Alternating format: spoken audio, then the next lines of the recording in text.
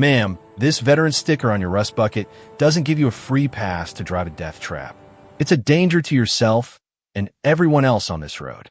Now, are you going to cooperate with a lawful search, or do we have to do this the hard way? The crowd laughed. It wasn't a large crowd, just a handful of people milling about the dusty forecourt of the only gas station for 30 miles. A pimply teenager filling his clunker, a family stretching their leg by a minivan, a trucker squinting from the cab of his rig. It was a nervous, sycophantic laughter, the kind people give when they're relieved the sharp teeth of petty authority are pointed at someone else. But the woman in the driver's seat of the old Ford F-150 offered no reaction. Her face, framed by plain, shoulder-length brown hair pulled back in a simple tie, remained a mask of placid neutrality. Her hands rested on the worn leather of the steering wheel, still and steady. She simply watched Officer Davies, her gaze not defiant, not fearful, but analytical, as if she were cataloging the thread count of his uniform and the precise angle of his condescending smirk.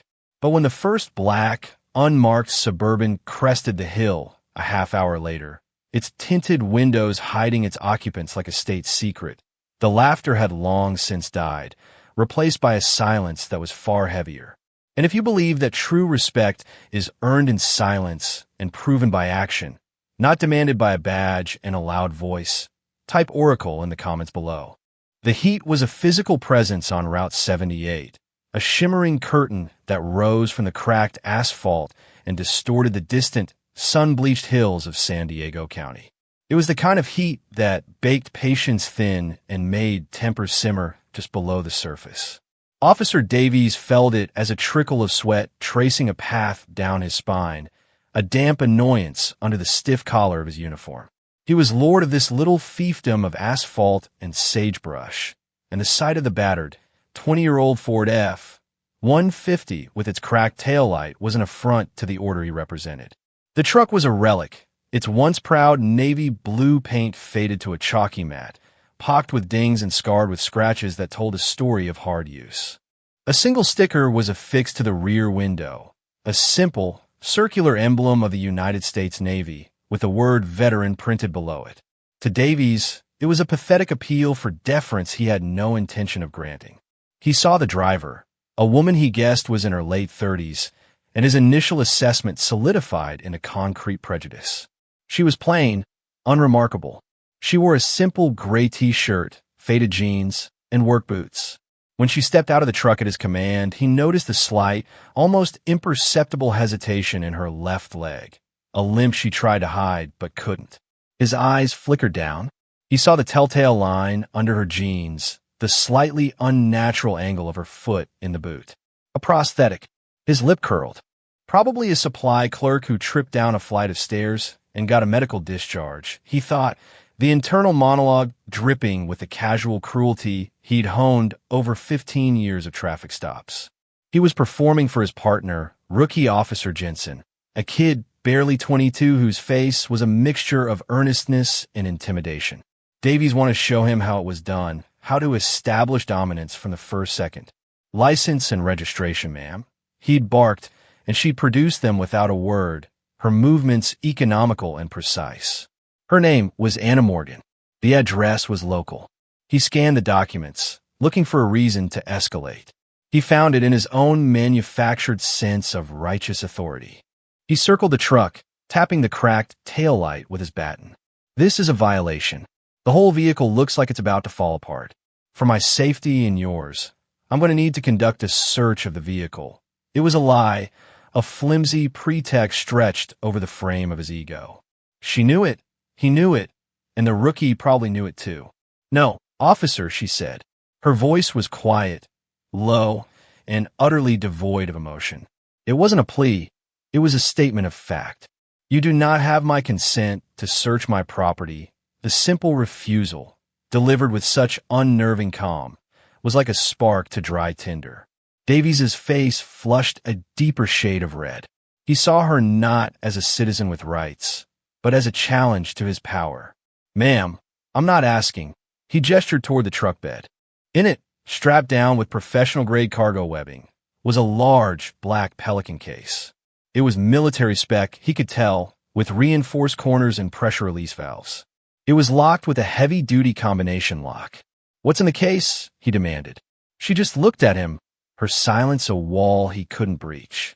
That was when he delivered his ultimatum, his voice loud enough for the onlookers at the gas station to hear, clearly, the public humiliation a key part of his strategy. He saw the flicker of discomfort in the rookie's eyes, but it was drowned out by the snickers from the minivan. Anna Morgan did not react. She simply shifted her weight, a subtle adjustment to favor her good leg, her eyes never leaving his. It was the look of a predator patiently waiting for its prey to make a fatal mistake. The click of the handcuffs was unnaturally loud in the oppressive heat, a sharp, metallic punctuation mark on Officer Davies' victory. He cinched them tight, a little tighter than necessary, deriving a grim satisfaction from the act. "Anna Morgan," he announced, his voice booming with theatrical formality. "You are under arrest for obstruction of a police officer." He shoved her gently toward the back of his cruiser, the gesture more for show than necessity. Her compliance was absolute, her movements fluid despite the restraint and her limp. She slid into the back seat without a word of protest, her face still a blank canvas. The plastic of the seat was scorching hot, and the air inside the car was a stale mix of cheap air freshener and old sweat, but she didn't flinch. She simply stared out the window as Davies slammed the door, her reflection a ghostly, impassive observer. The rookie, Jensen, drove, his knuckles white on the steering wheel. He kept glancing in the rearview mirror, not at the road, but at the woman in the back. He'd seen plenty of arrests, drunks, druggies, domestic disputes, and they were always loud, messy, emotional affairs. This was different. This was clean. The silence from the back seat was more unsettling than any string of curses could have been. It felt heavy, ancient. Davies, for his part, was gloating.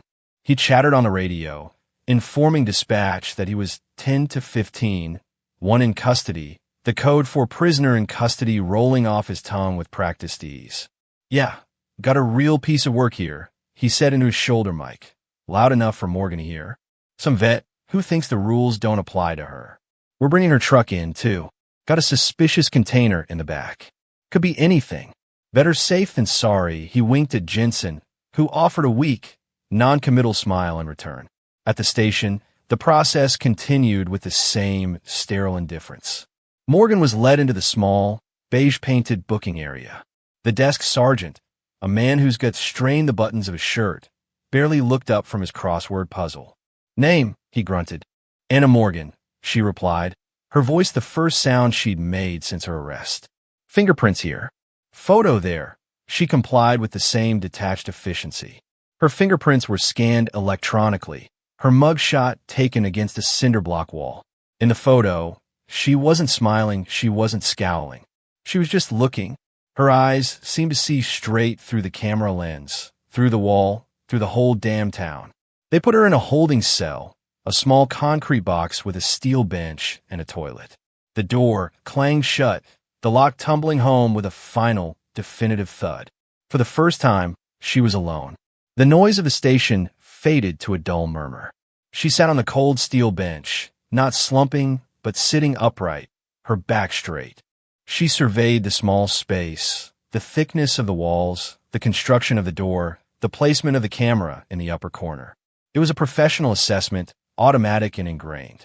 Then, and only then, did she allow a flicker of something to cross her face. It wasn't fear or anger. It was calculation. The desk sergeant had told her she got one phone call. Davies and the others assumed she'd call a lawyer, or a bail bondsman, or a crying family member. They were wrong. She picked up the receiver of the grimy payphone bolted to the wall, the cord short and reinforced. She didn't dial a local number.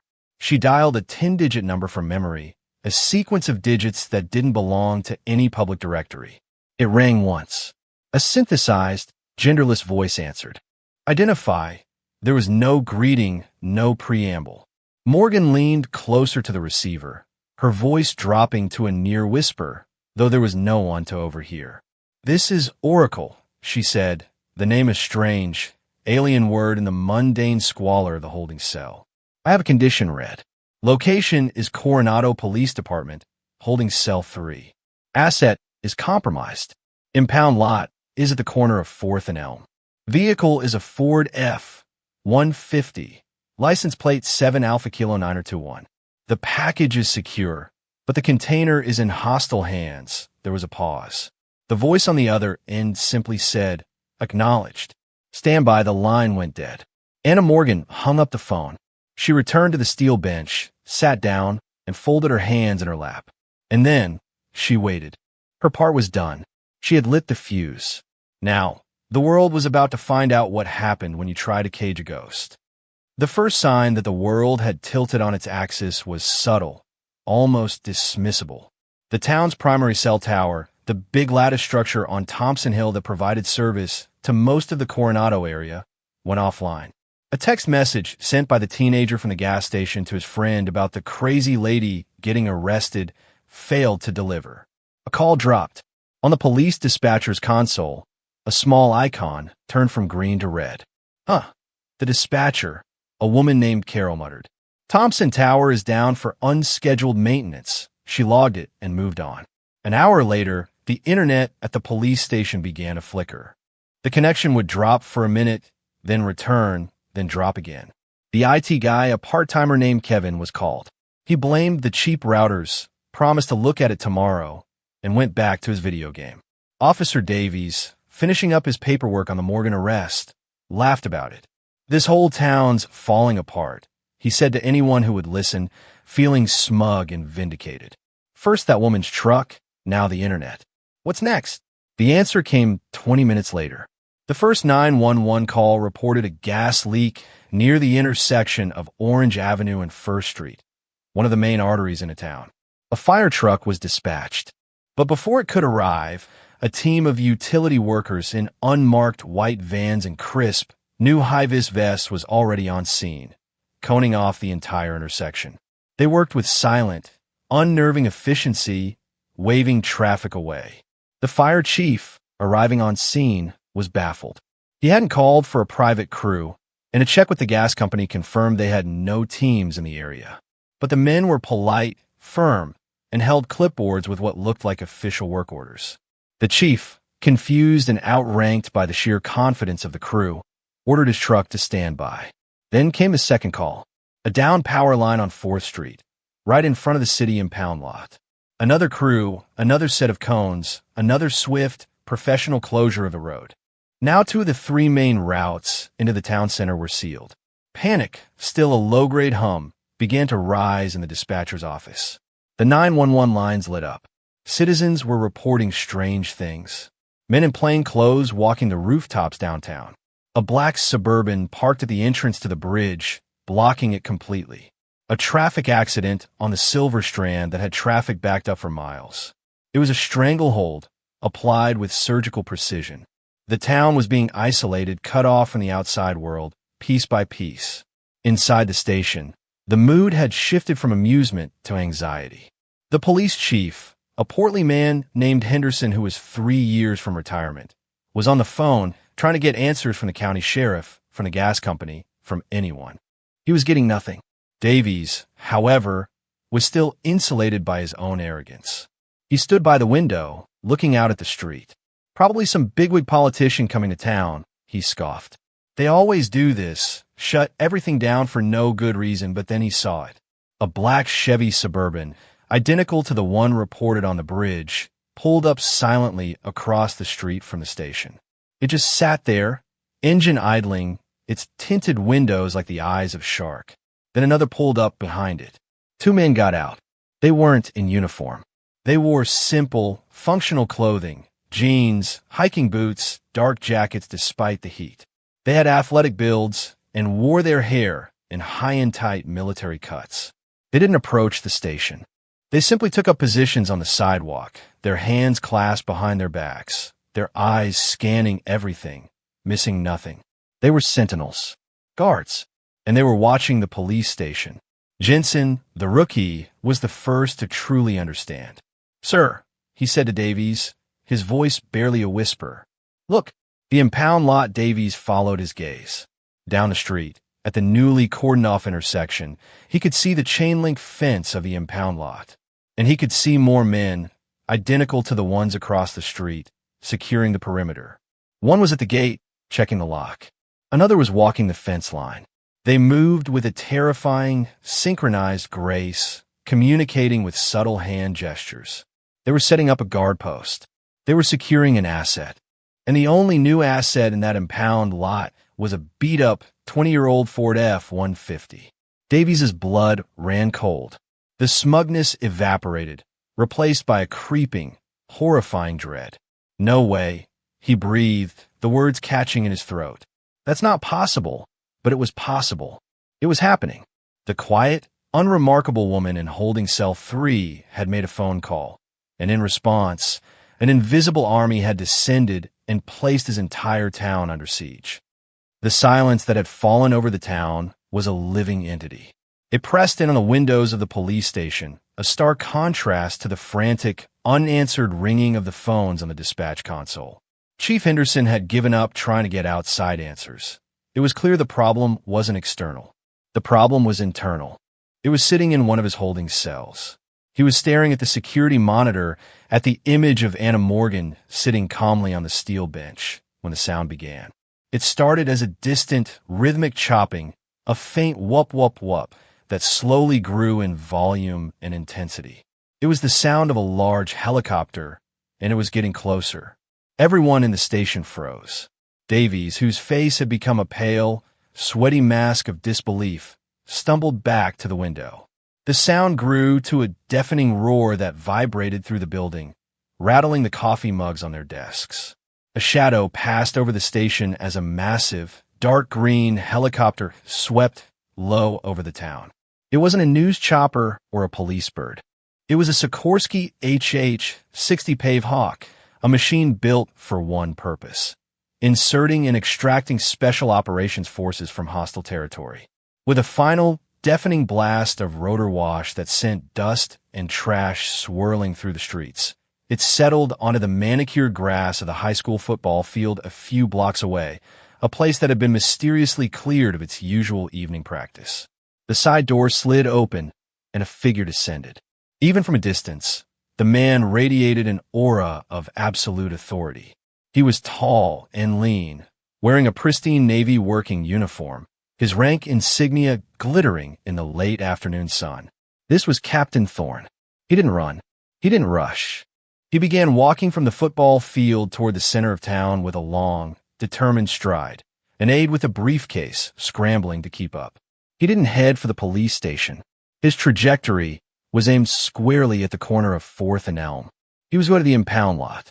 Chief Henderson grabbed his hat and ran out the door, his face a jumble of fear and confusion. "Davies! Jensen! With me!" he yelled. They scrambled after him, their own neat, orderly world collapsing around them with every step. They met Captain Thorne at the makeshift checkpoint in front of the impound lot. The silent sentinels, the men in plain clothes, parted for him like the Red Sea. They didn't salute. They gave a slight, almost imperceptible nod of acknowledgement, a sign of respect between members of a tribe Henderson couldn't begin to comprehend. "Who in God's name are you?"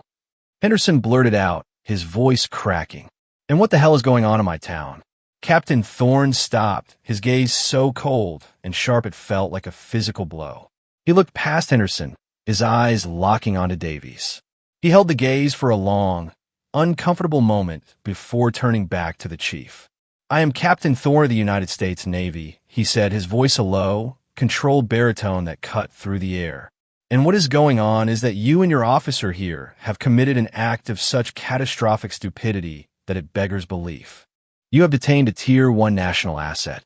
You have illegally impounded a vehicle containing classified signals intelligence, equipment vital to the operational security of every American serviceman in the Pacific Theater." He paused, letting the weight of his words sink in. "You didn't just impound a truck, Chief. You compromised a multi-million-dollar intelligence operation and put lives at risk." Henderson looked like he was going to be sick. Davies just stood there, his mouth hanging open, making small, gulping sounds. Thorne gestured to his aide, who stepped forward and opened a hardened, military-grade tablet. He swiped a finger across the screen and held it up for the chief to see. On the screen was a personnel file, and under the placid, neutral mugshot of Anna Morgan, the narrator's voice would have listed her credentials in a staccato, brutal rhythm. Name: Morgan Anna C. Rank: Master Chief Petty Officer, E9, retired. Unit: Naval Special Warfare Development Group. SEAL Team 6. Specialty: Signals Intelligence, Technical Surveillance Countermeasures, Cryptology. Medals: Navy Cross, Silver Star, Bronze Star with V Device, 3 awards. Purple Heart. Status: Active Reserve Consultant, codename Oracle. The chief's eyes went wide. DevGru. SEAL Team 6. The legends, the ghosts, the people who didn't exist. He looked from the tablet to Davies, a look of pure, unadulterated fury dawning on his face. Thorne swiped the tablet away. Now, he said, his voice dropping to a deadly quiet. Take me to my Master Chief. The walk back to the station was a funeral procession. Chief Henderson led the way, his shoulders slumped in defeat. Captain Thorne followed, his stride unwavering, a symbol of righteous, institutional power. Davies and Jensen trailed behind, a disgraced disciple and his wide-eyed acolyte. The few remaining onlookers, those brave or foolish enough to have stayed, watched in hushed awe. They didn't know the details, but they knew they were witnessing a fundamental shift in the cosmic order of their small town. The local law, once the apex predator, had just been humbled by something much, much bigger. Inside the station, the atmosphere was thick with a tension that felt like static electricity. The desk sergeant, who had been so dismissive just hours before, shot to his feet as the group entered, his crossword puzzle forgotten. He fumbled for the key to the holding cells, his hands trembling. Thorne ignored him. He ignored all of them. His focus was singular. He strode down the short hallway to holding cell 3, his polished boots echoing on the linoleum floor. The sergeant unlocked the door, the sound of the bolt retracting seeming to echo the town's surrender. He pushed the heavy steel door open. Anna Morgan was sitting exactly where she had been for the past 3 hours, on the steel bench, hands folded in her lap. She looked up as the door opened, her expression unchanged. She saw Captain Thorne, and a flicker of acknowledgement, of recognition, passed through her eyes. She made no move to stand. Thorne stepped into the doorway, filling it completely. He did not offer a hand. He did not smile. He did not say, "Are you okay?" In the silent, rigid world of the quiet professionals, such sentimentalities were superfluous. Instead, he drew himself up to his full height, his back ramrod straight. In the cramped, grimy hallway of the Coronado Police Department, surrounded by flabbergasted local cops, a captain in the United States Navy, a man who commanded ships and men and held secrets that could topple governments, snapped to the sharpest, most profound position of attention that Chief Henderson had ever witnessed. His right hand moved in a blur, striking his brow in a salute of such precision and reverence it was breathtaking. It was not the salute of a superior to a subordinate. It was the salute of a warrior to a legend. "Master Chief," he said, his voice resonating with a respect that bordered on awe. "My apologies for the delay in your extraction." The response was suboptimal. Anna Morgan simply gave a small, single nod. "Captain," she acknowledged. The one word, spoken in her quiet, even tone, was all that was needed. It was an acceptance of his apology, an acknowledgement of his rank, and a dismissal of the entire absurd ordeal. The salute was the reveal. The nod was the validation. In that one, silent exchange, the entire hierarchy of the room was inverted. The arrested vagrant in the cell was the queen on the chessboard, and everyone else was just a pawn. Thorne held the salute for a second longer, then dropped his hand. He turned, his body moving with the rigid formality of the parade ground, and his eyes, now chips of Arctic ice, fell upon Officer Davies. Davies flinched as if he'd been physically struck. "Officer," Thorne began, his voice a low, lethal whisper. "In my world, we have a name for people who make assumptions based on appearance, who mistake quiet for weakness, and who abuse their authority to bully those they perceive as lesser. We call them liabilities. We call them a threat. You judged a book by its cover, and you didn't just get the story wrong. You tried to burn down the entire library. He took a step closer, invading Davies' personal space. Davies shrank back. Master Chief Morgan has bled for this country on soil you've only seen on the news. The leg you mocked was lost disarming an IED that would have wiped out an entire squad of Marines. The rust bucket you impounded carries equipment that allows operators like me to come home to our families. You didn't just disrespect a veteran. You disrespected the very uniform you wear, which is supposed to stand for protection and service, not petty tyranny and ego.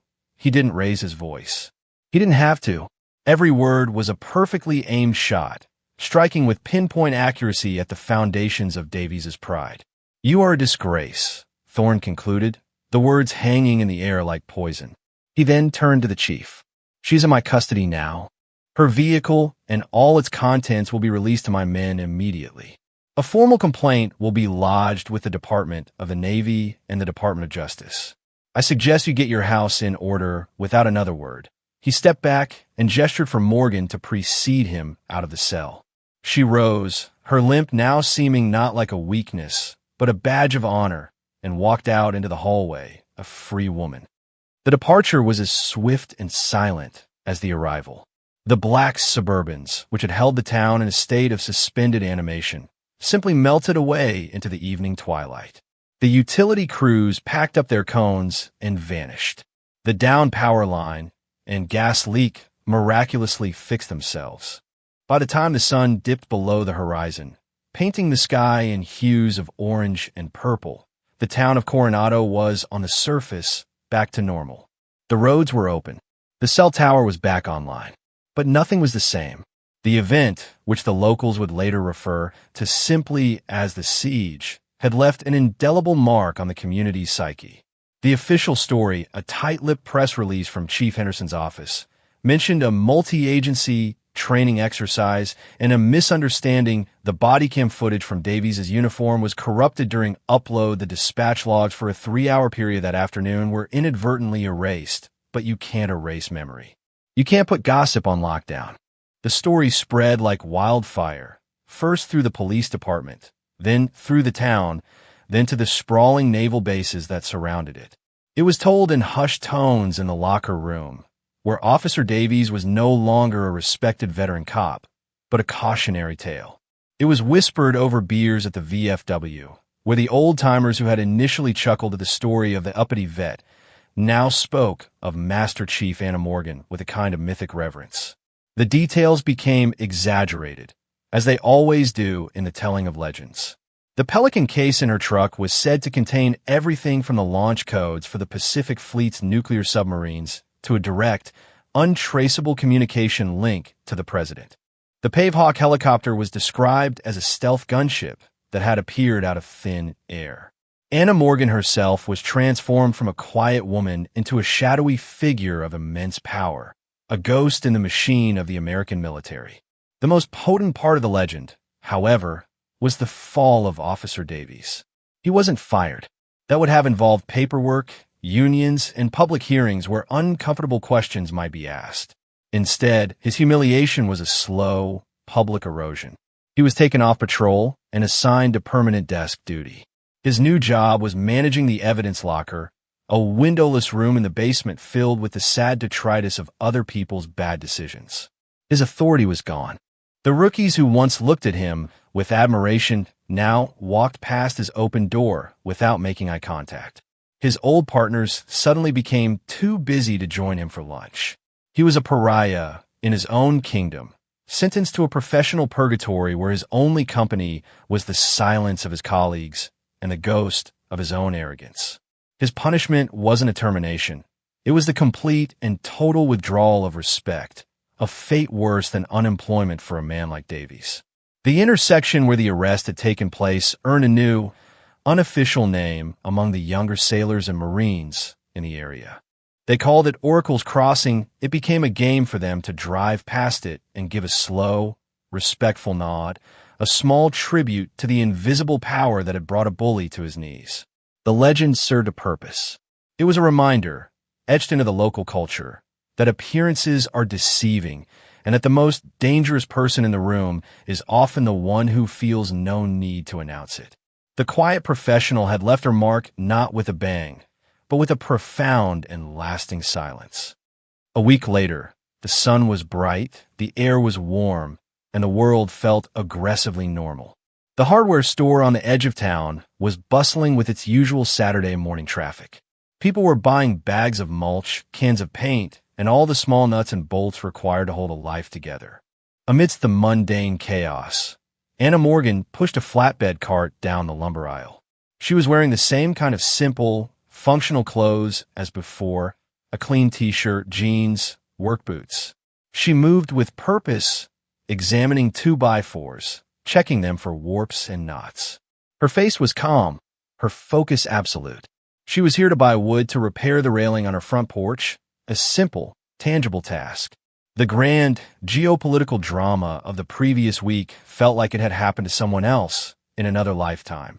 Her truck, the infamous Ford F-150, was parked outside. It looked exactly the same, old, faded, dented, with one small difference. The cracked tail light had been replaced with a new, perfectly fitted one. It was a small detail, but it spoke volumes.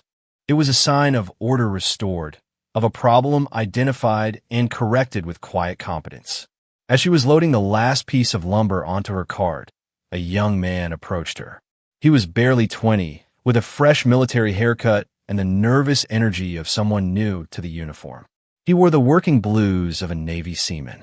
He had been circling her for a few minutes, working up the courage to speak. "Excuse me, ma'am," he started, his voice cracking slightly. Morgan turned, her expression neutral. "Yes." The seaman shuffled his feet. He looked at the floor, then back at her face. You're her, right? The Master Chief?" He said the title with a reverence that was almost religious. The story of the siege had become required listening in the barracks. Morgan's gaze didn't change.